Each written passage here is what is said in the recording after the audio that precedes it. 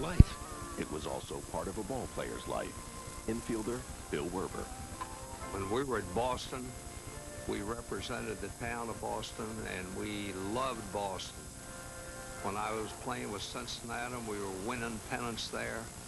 We all, right down to the last man, wanted to win for the people in Cincinnati. And when we won championships and won the World Series, why, we were just delighted that we could do something for those good people.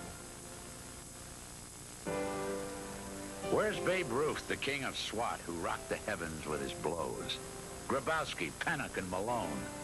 Mother of mercy, where are those? Where's the swagger? Where's the strut? Where's the style that makes the hitter? Where's the pitcher's swan-like motion? What in God's name turned life bitter? Is there a heaven with rainbow flags, silver trophies hung on walls, a horseshoe grandstand, mobs of fans, webbed gloves, and official balls? Where's Tony push-him-up Lazzari, the quickest man that ever played? Where's the gang that raised the roof in the house that Colonel Rupert made?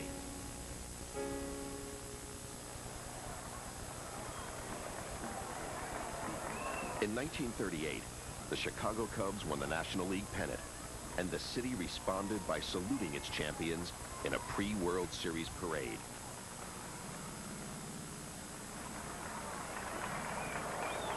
This film of the parade and of the subsequent World Series is believed to provide the oldest existing color images of a World Series, taken just a few years after 16mm color film was available to the public.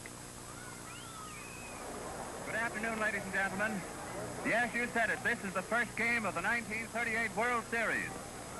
This is George Hicks speaking for the National Broadcasting Company at Wrigley Field, Chicago, Illinois. Quite a crowd milling down around the box there near the Yankees dugout where sits Judge Landis this afternoon.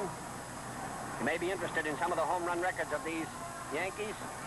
Comes swinging along behind them, and behind them comes the entire squad of the Chicago Cubs, dressed in their home team uniforms, white with blue stripes. Cubs pitcher Clay Bryant.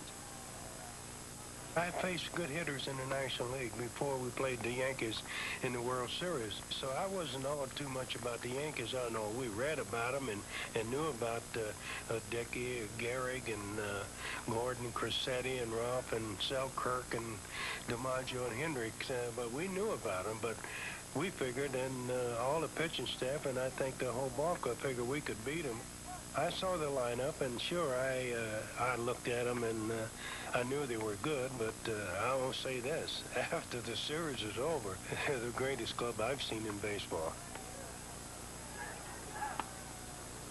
Yeah, well, like Rip Collins says we come, we saw, and we went home after 4 straight. Yankee right fielder Tommy Henrich played on the 38 team, which featured a young Joe DiMaggio, as well as fellow Hall of Famers Lefty Gomez and Bill Dickey, and an aging Lou Gehrig. The 1938 Yankees were the type of team that came out every day to beat you. And that's the way McCarthy wanted his ball players to act. He wanted professionalism out of his ball players. Somebody was saying, McCarthy, you like Joe Gordon, don't you? He says, I sure do. He says, why do you like him? He says, I'll show you why. Hey, Joe, come over here. He says, what's your batting average? Gordon says, I don't know. So what's your fielding average? He says, I don't know. Okay, Joe. And he walks away, and McCarthy says, that's what I like. All he does is come to beat you. Okay? Multiply that by 9. That's a tough outfit to beat.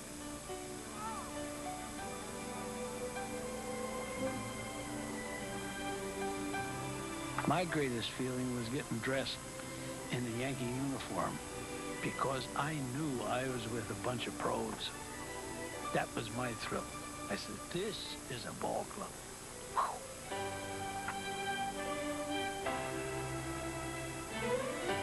From 1936 through 1939, the Yankees won 4 straight championships.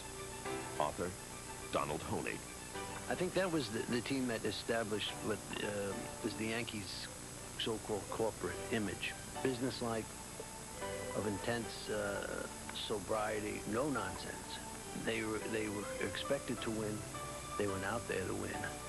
And Gehrig, I think, was the first one to establish this image, being extremely serious in all business on a baseball field. The quality of play that Lou Gehrig brought to the Yankees was matched only by the quality of his person.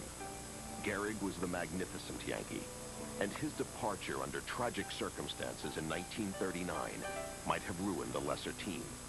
The Yanks, however, never slipped in stature nor standing, a great deal of which had to do with the incredible talents of Joe DiMaggio, the man who carried the Yankee torch after Gehrig. Donald Honig.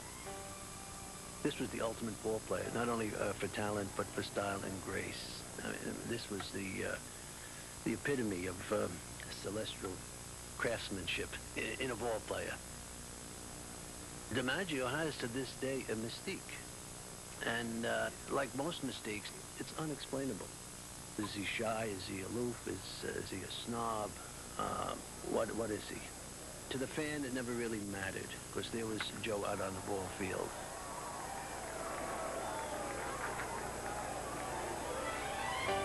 Author, Robert Creamer. When Berra was a rookie, he hit a pop fly and jogged down to first base. And I think the ball was dropped, and he had to scurry to get where he was going, and DiMaggio gave him that cold look.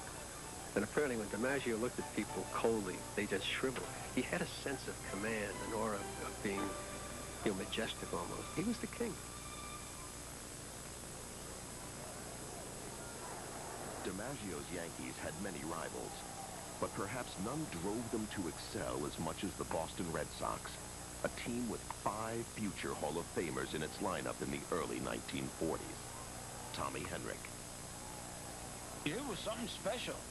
It was absolutely something special. For years, Red Sox Yankees. Oh boy. The highlight of the year. What made it special was the talent on both sides. We knew we had a good ball club. We got DiMaggio on our side. They got Williams. They got Bobby Dorr. We got Joe Gordon. They had Joe Cronin, who could hit with anybody. Jimmy Fox. Jeez. You think you're not going to fear those birds? And we went up against them, and they were some tremendous battles. Oh, and Bobby Dorr says, why didn't we win? Didn't we have a good ball club? I says, you scared us to death, Bobby. Sure you had a good ball club. Why didn't we win? I says, I don't know. I think the owner liked you more than our owners liked us. I says, I used to walk through your parking lot out there, and I says, most all of the things in there were Cadillacs. I says, we had to bear down more for ours. After the war, the Red Sox often approached greatness, but never attained their ultimate goal of winning the World Series. They won the pennant in '46, but lost the series to the Cardinals in 7 games. In '48, the Indians beat them in a playoff, and in '49, they fell to the rival Yanks on the last day of the season. Poet Donald Hall. There is surely something in the image of the Red Sox in particular that has to do with not mere defeat, but glorious defeat, or almost making it, or the whole series of crucial moments. And I think that defeats are talked about more, and moments of losing it, than any moments of victory. More than any other single player, it was Ted Williams who epitomized the Red Sox persona. He was our Achilles, our reluctant warrior, our sullen genius. And he could be counted on always to be dour and difficult and superb. Yes, he's indelibly Boston.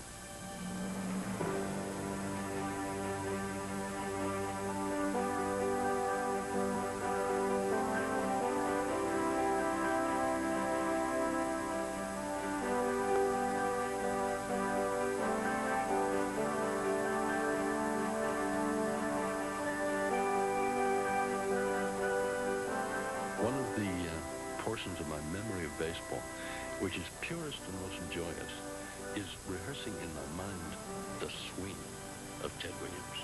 He coiled on himself like a barber pole turning around. He had that compact swing that was totally efficient, strong, and that looked loose and graceful, although it was so compact and efficient. It was a wonderful thing to see. I can see it in my head as often as I like.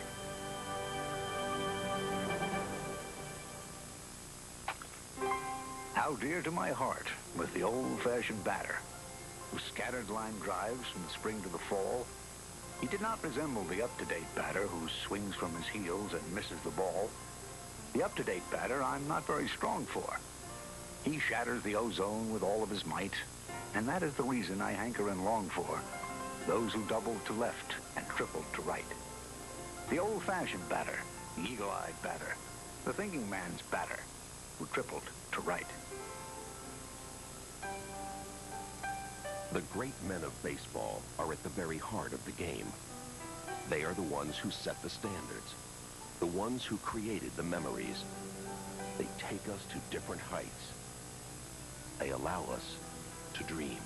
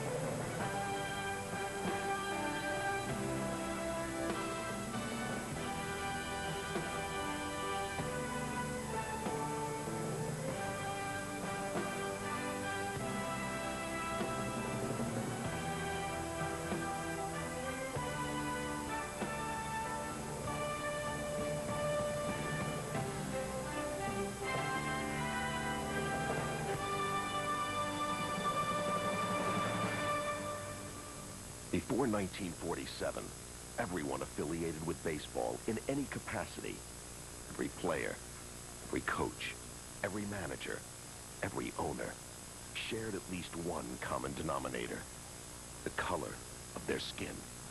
Poet Donald Hall. The game that I grew up with was a white game, and it is appalling, of course, to think back and realize that as I was growing up, it was a white game and I didn't notice. I didn't object. I had no notion. When we look back to that injustice, we're looking back to American history, not the parts of it that we're proudest of, but it's part of our social history, part of our cultural history.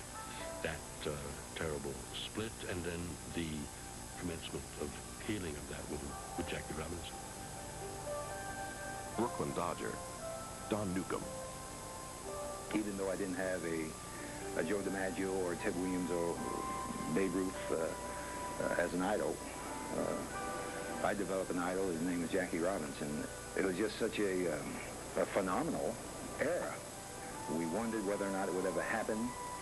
And Jackie said, I'm going to make it happen. He would say that many, many times. I'm going to make it happen. They're not going to be able to stop me.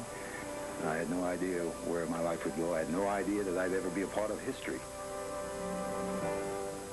Soon after Robinson, new heroes like Roy Campanella would emerge.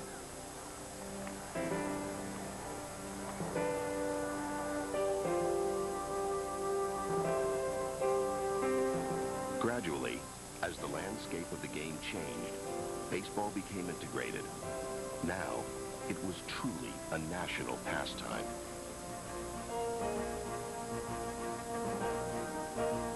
The 50s saw the arrival of many of the game's greatest players, some who would go on to rewrite baseball's record book.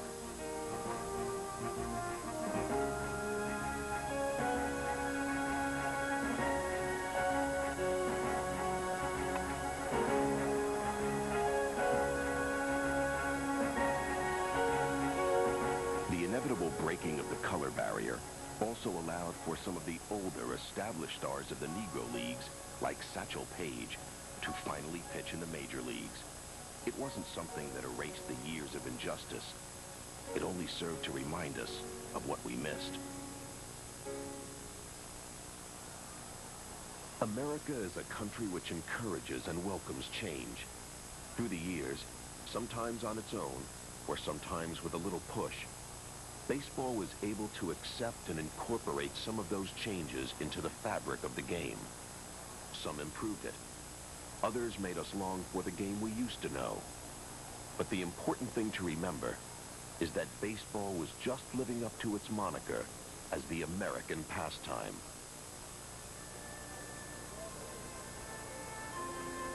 Ultimately, when the population began to shift out west, so too did baseball. The Braves moved to Milwaukee. The Dodgers and Giants left New York. That signaled the beginning of new chapters in the history of the game. But sadly, it also meant the end of certain others. Author Lawrence Ritter. When you're abandoned, I think you're living in a dream world if you continue after the abandonment to glorify the one that left you. It's sort of self-defeating, not to mention quite irrational. My team left. I don't have any romanticism left. I don't have a team anymore. I was a Giant fan. There aren't any New York Giants anymore.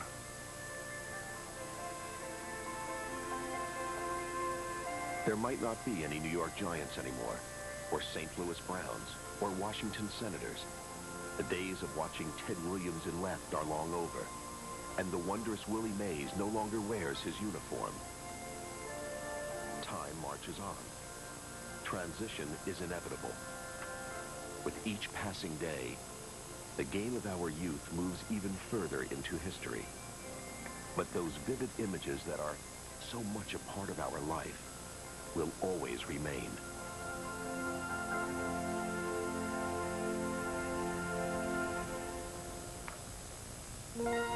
Game called. Across the field of play, the dusk has come, the hour is late. The fight is done, and lost or won, the player files out through the gate. The tumult dies. The cheer is hushed. The stands are bare. The park is still. But through the night there shines the light, home beyond the silent hill. Game called. Where in the golden light the bugle rolled the reveille. The shadows creep where night falls deep, and taps has called the end of play. The game is done, the score is in, the final cheer and jeer have passed. But in the night beyond the fight, the player finds his rest at last. Game called upon the field of life. The darkness gathers far and wide. The dream is done. The score is spun. That stands forever in the guide. Nor victory, nor yet defeat is chalked against the player's name. But down the roll, the final scroll shows only how he played the game.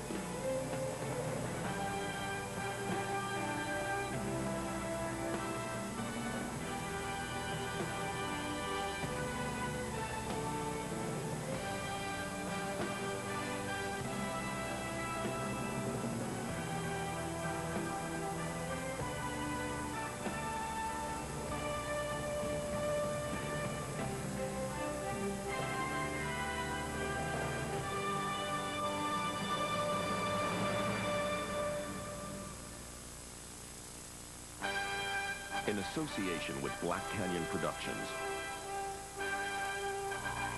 This has been a presentation of HBO Sports, the network of champions.